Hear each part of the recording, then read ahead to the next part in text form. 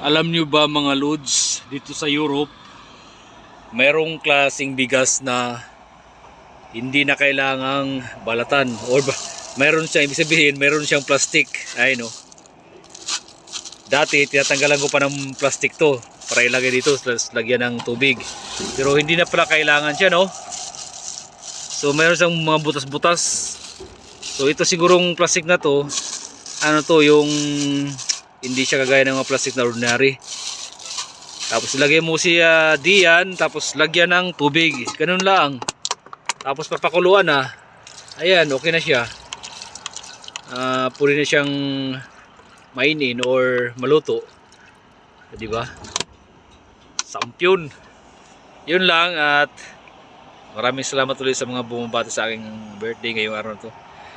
Rock on!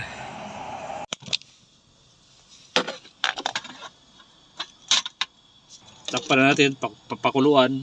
Yan, kumulo na. Ganyan lang. Mga lods, oh, luto na siya, oh. Oh, happy birthday.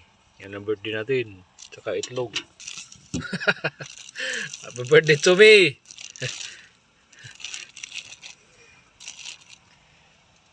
Itong plastic na to, ano to, yung walang amoy. Naka-design talaga siya na pwede siyang pangluto. Ngayon, oh. Meron tayong base dito.